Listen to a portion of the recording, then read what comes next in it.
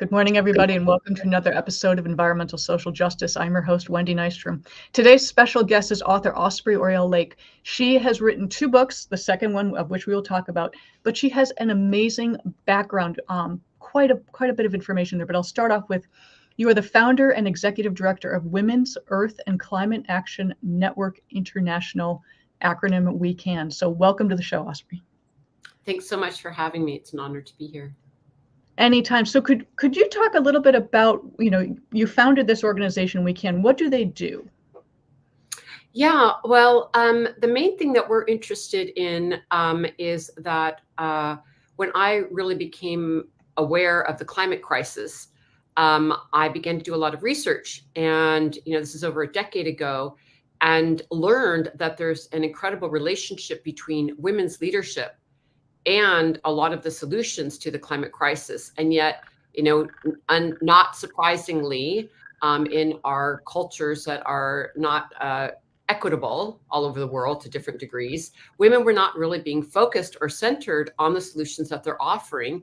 And I could show you a million statistics that are on our website, but I'll just mention one right now, just so that it sort of lands at home, which is that with just a 1 unit increase in the Women's Political Empowerment Index, which is things about women's engagement in social issues in their area, or getting involved in politics, or general engagement with society, you get an 11.51% decrease in carbon emissions, which is huge. 11.51%, just with 1 unit increase of women's engagement. So, and I could go on and on about why women are so key to really resolving issues around the climate crisis. And so that's why the organization was founded, to really uplift women's voices. And we work all over the world in different projects.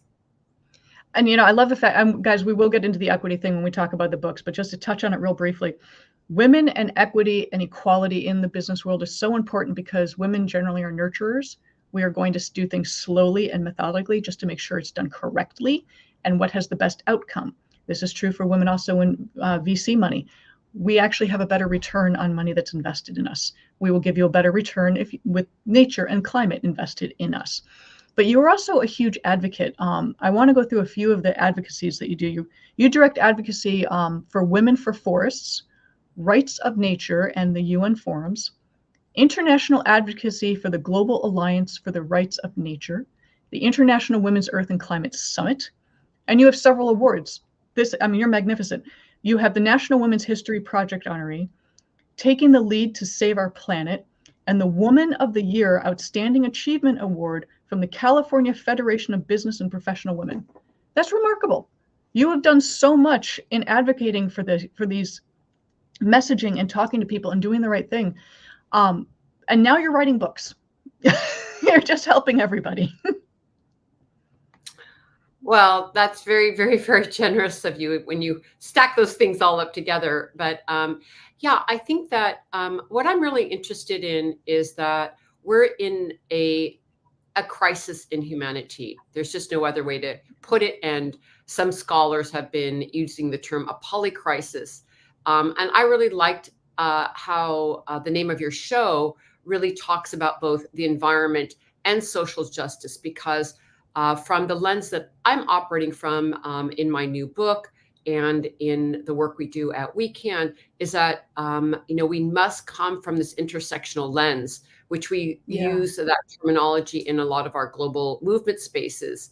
And it actually comes out of Black leadership, powerful women's Black leadership, that term intersectionality, because there needed to be a way to talk about that. We don't just operate on one single issue.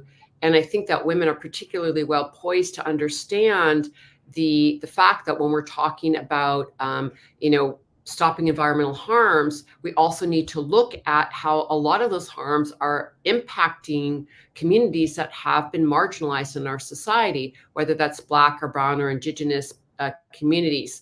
And that there is a huge difference about the fact of these crises, whether they're social or economic or environmental, and the fact that even though we're all being impacted, we're not being impacted equally, and that we need to really address frontline communities and those being impacted first and worst, And not only because it's the right thing to do in terms of justice, but also it turns out that whether it's Black, Indigenous, or Brown, or women that are being impacted first and worst due to inequalities, there's also the solutions, because the people usually who are being harmed the most have a lot better ideas about what should be done because they're actually having the experience. So I also think we need to look at not just how communities are being harmed because of inequity, but also go to them as leaders in solutions.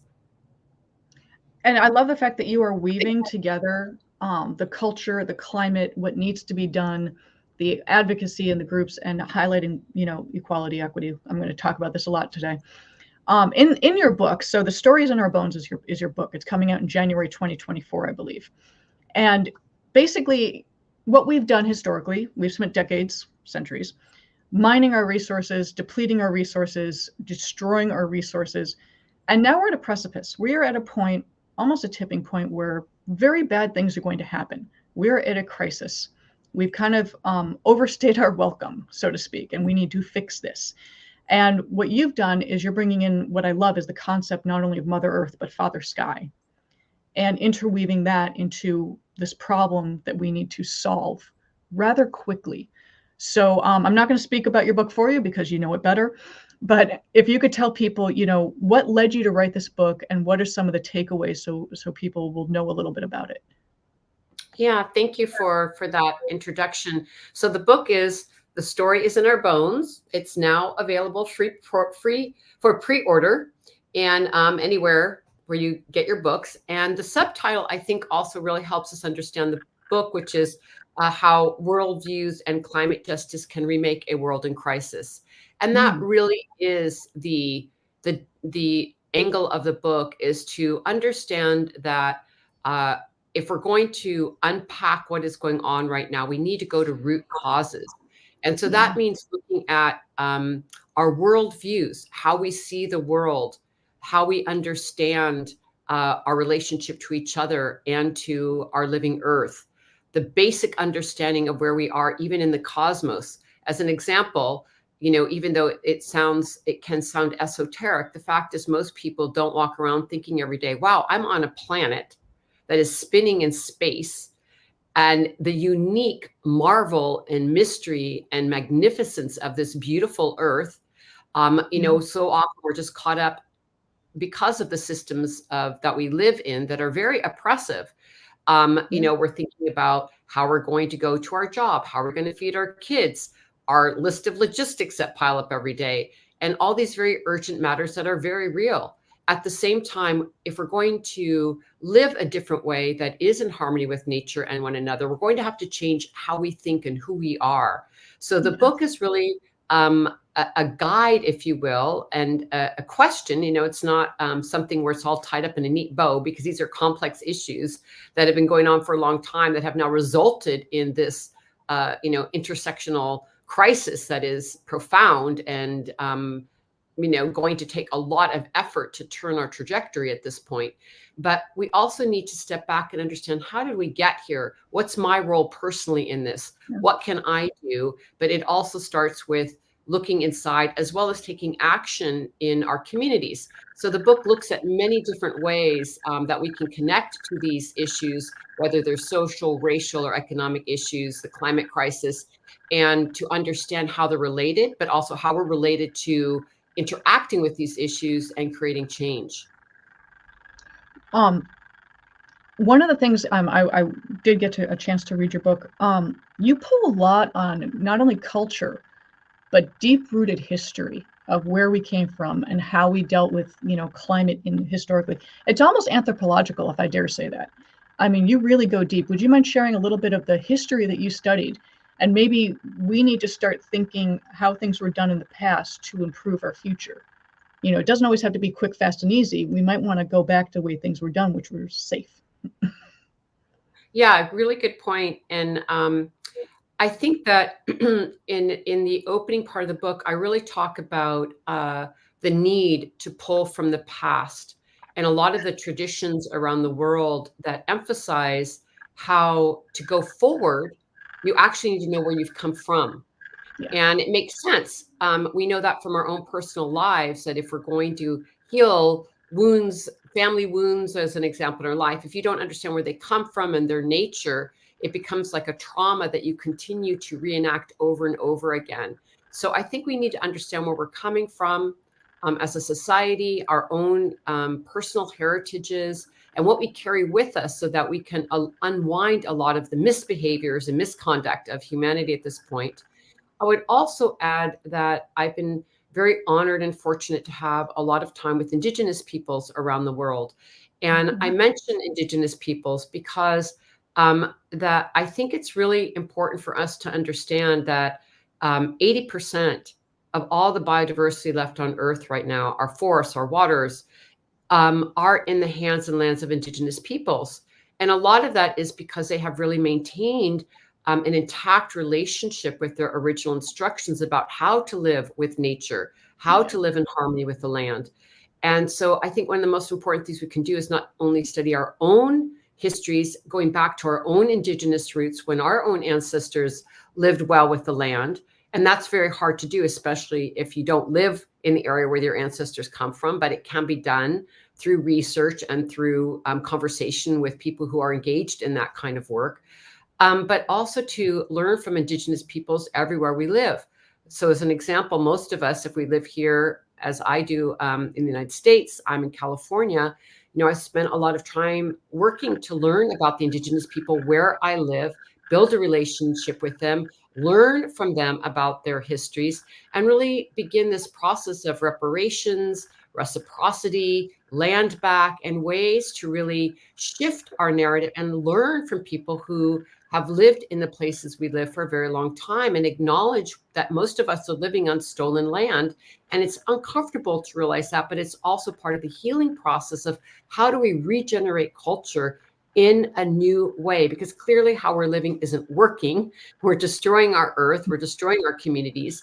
And so for me, it's a lot about learning from not only our ancestral roots and how to live in harmony with the land, but right now, Indigenous peoples all over the world have so much to offer us, but we also need to sit at their feet and open our ears and learn and listen. And I think this is a really important part of how we can go forward, is that Indigenous peoples are a solution, but we also need to respect and value who they are, and to understand where we're living and to understand their knowledge of place.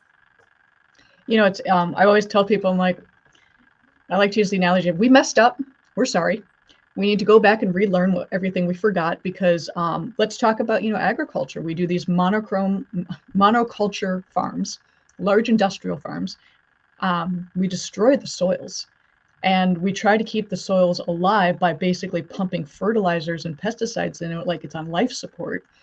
And the reality being is Indigenous cultures had biodiversity, many different crops. They rotated it.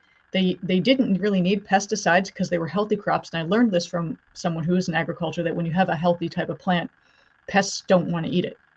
It's there's something about it they don't want. It's when that plant is in distress or dying, that's when they go for it. So you don't need those pesticides. And the fertilizer should be natural. And Indigenous people often used fish. They would just bury a fish in the crops. So we messed up. We need to relearn how to, and I love to say, sit at the feet of the Indigenous people, because they kept those traditions. And before I was studying sustainability, when I heard 7th generation, I always thought of a cleaning brand that was on the stores and the shelves. And it's actually an Indigenous motto of 7th generation. Whatever you do today, you have to think about how that will affect the next 7 generations. That's what we've forgotten. That's what your book talks about, is fixing that gap that we have created. Absolutely. And I think that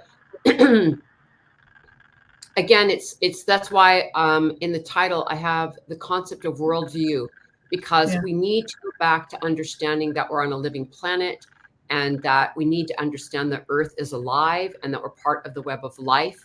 And it's how we treat the Earth, but also our understanding of our place in the Earth. And it means also looking at these worldviews that have been detrimental to the Earth. As an example, human dominion over nature, or the patriarchal concept of men above women. And so I think we need to also look at the fact of how we are living in these systems of patriarchy, of colonization, which has harmed Indigenous people all over the world, racism, and also capitalism, our economic frameworks that are based on endless economic growth models. All of these systems are at a precipice right now and have brought us to this point of, looking at a, existential crisis for humanity overall. And so I think it's important that we begin to examine a lot of these different systems that people are swimming in or may not even be aware of because we're just so much a part of our culture right now. But we need to really examine these systems and understand that they are very dysfunctional. But we can learn so much by not only looking at what we need to dismantle, but also what do we need to regenerate. And I'm really also excited about how much Indigenous people are sharing wisdom around traditional ecological knowledge, and how also we're looking at a lot of young people who want to see things very differently, who want to live in a world that is more equitable, and all this new work that's going on in the new economy, from degrowth models to post-growth models, or if we can look at Bhutan that has gross national happiness versus GDP as a system of understanding what is the quality of life and the success of a country, not based on how much money we're making, but based on people's happiness and well-being and the well-being of nature. So I think we're at a really amazing moment where either we're going to go further down the path of peril, or we're going to have to start bringing forward very different ideas about how we're living. And I think what is hopeful about this moment is that there's such a deep crack in the system and so many people hurting and so much crisis that it actually is a moment where new ideas have an opportunity to move through that crack. And that's what we have to look at. And, without shying away from the fact that, we're at the 11th hour. We're at the 11th hour, and everyone needs to get active and engaged because there's really no time to lose. I try not to scare people because I try to focus on the positive, but we are kind of in a crisis mode right now. And when you talked about the economics behind it, everyone says, unless you're growing, you're dying. I think that's a fallacy. I think when, we're good, stay steady and strong. That's good, because we've been marketed, and I talk about this a lot, we've been marketed to for the last 100+ years of buy more stuff and you will be happy. We all kind of figured out that the more stuff you buy, it's not going to make you happy. And when you talk about a happiness index, it's what you do with yourself and how you live and how you feel about yourself and what you're doing. And your book, not only, yes, it's instructional, guys, you're going to learn how to make things better. You go into the why. You go into the history of the why this matters, the why you should do this, and why it's important. And in my personal opinion, because I've seen a lot of these environmental sustainability books, it's like, do these things, you'll be happier, you'll be better, life will be better. Great. Why? Which you accomplish by going through that anthropological history, cultural history, talking a lot about equity and equality. And I'll just end it on, telling people how they can do it, the methodology they can use to get there. And the fact that, we need to act now. We need to talk more. I love the fact you're going to COP this year. You might want to share some of that. You are going to go to Dubai and talk to people who have a lot of influence in this industry, especially the petroleum industry, because it is in Dubai, which I personally have a problem with, but that's okay. Yes. Well, I think that, one of the things that I'm really interested in is that I do think that we need to simultaneously look at short-term, immediate solutions while we also look at long-term understandings, which is both in the book and also how I run the organization WECAN, because when we go to places like the COP, which is the UN conference that talks about climate change everywhere, every year, it's a conference of parties. And as you said, this year will be in Dubai.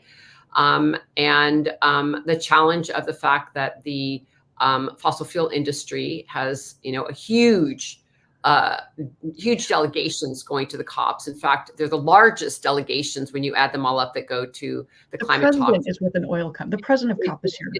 It's crazy. It's crazy. And so it's very important for me and other people in the climate justice movement to be at those conferences, to have interventions that have a very different purpose in terms of phasing out fossil fuels, having agroecology, honoring Indigenous rights to protect lands. I mean, there's so many different solutions we have than what governments and financial institutions are offering to maintain business as usual, which is killing all of us, to put it bluntly. And then, going back to your point, at the same time, I think it's really important that we have a deeper analysis to go along with saying, no, stop, which is the first thing. We have to say, no, stop the destruction, stop the killing, stop this operation. At the same time, this is where we're pulling on the long-term history of, what knowledge do we have to live with the earth in a good way? And I'll just give a few examples, because one thing that I really love as an example is the 𝑑𝒑𝒒𝒎𝒊𝒏𝒈 people in the Ecuadorian Amazon. And they're one of the most powerful indigenous peoples that I personally have been in contact with. They're Quechua people of 𝑑𝒑𝒒𝒎𝒊𝒏𝒈. And years ago, as they began to have colonization impact them in Ecuador, companies coming in to drill for fossil fuels and mining, and coming to lands that are gorgeous in the Amazon rainforest, which the whole world depends on, for rain, for oxygen. I mean, the Amazon is critical to the life support system of the web of life for everyone on the planet. And they began to really study Western society and capitalism and colonization, and realize that, all the ideas that were being presented to them about forest protection in the context of the Western worldview would not ultimately protect their territories and land. And they put forward something called 𝒊𝒒𝒂𝒎𝒊𝒏𝒈, which is the Living Forest Declaration. And people can learn about it online. I put a whole chapter in my book about this declaration, because it's from an indigenous worldview. How do you ecologically, spiritually, culturally live with your forest and maintain its ecological integrity? And it's just a gorgeous declaration to help people understand how indigenous peoples view protection of their forest.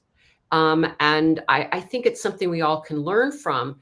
Again, going back to indigenous knowledge, but also going back to storytelling, understanding different ways of viewing the world, I think are equally important to the nitty-gritty work that I do every day. When we go to the COP, or we work with financial institutions to get them to stop funding fossil fuel projects. We work on the front lines. We do projects on growing food and food sovereignty. We replant forests in the DR Congo. I mean, we're a very practical organization, hands-on, trying to put out fires and bring healing to the planet and lift up women's leadership in all these programs. But I also, as we keep talking about, want to keep looking at the why and stepping back, because you can't play whack-a-mole forever. Stop this, put out this fire, stop it. I mean, of course we need to do that, because people are in crisis and we must respond right now, and ecosystems are in crisis. So I'm in action all the time with people doing real-term projects. But at the same time, in the book, I wanted to step back and go, we got to go upstream and stop the source of this harm. And that means changing these systems that we've been talking about. I talk about mitigation all the time, because it's easier and cheaper to stop it before it starts. We got to start there. I mean, the whack-a-mole, I'm going to steal that, because that is a brilliant take on it. We are playing whack-a-mole right now. We are putting out these little fires left and right, and it's not working. We have to do a complete change of how we do things, why we do things, where we do things. And it sounds harder than it is. It's just small changes in our everyday life, which will have a catastrophic change overall. We just need to start. It should be, and your book gives you that map. Yeah, and I think also, I would just like to add that I think one of the things I'm trying to also encourage people to do, and the book is filled with stories, not just facts, because I want people to realize that it can be enjoyable. It can be interesting. And also, yes, it's uncomfortable, because but we can, to understand that being uncomfortable is also part of our growth process and learning, and can be healing and exciting, because I think we've become very addicted to the soundbite world where we want this is that, black and white, yes or no. And there's no nuance. There's no story. There's no understanding. And we need to pull all that back and say, you know what? There's a lot more going on. And not only is it satisfying and enriching to actually understand why we're in these multiple crises, why the world is in the state it's in, but also understand that we can engage at any moment because it's also involving our own personal life and our personal story that are part of these systems. So I think that, for me, the joy is for people to sort of pull back the curtain on what's being told to us in the news, pull back on the curtain that it's not just one thing or another, and that things are actually not more complicated, but much more complex. And it's okay to step into that. You don't have to be an expert. Our everyday stories are the result of a culture that needs healing. So everyone's story is a part of this journey of how we're going to turn around our trajectory. And like you said, you just need to get started. It can even just be with your friends, with your family. But what I always like to think is everyone can do something. And if everybody does something, that can add up to a lot. And a lot of times we're told that the governments are going to take care of it, the banks are going to take care of it, and this very top-down model, which isn't working. If it was working, we wouldn't be here. They weren't going to do it anyway. They're taking care of the top. They're not taking care of the rest of us. No. And so what I always like to share with people is, because I do all this work with amazing women leaders around the world, is that when you look at these quote unquote small projects of food security in a region, reforesting, or how fisheries can be healed, when you add up these quote unquote small farming projects and all these different reforestation projects, they end up being a huge solution.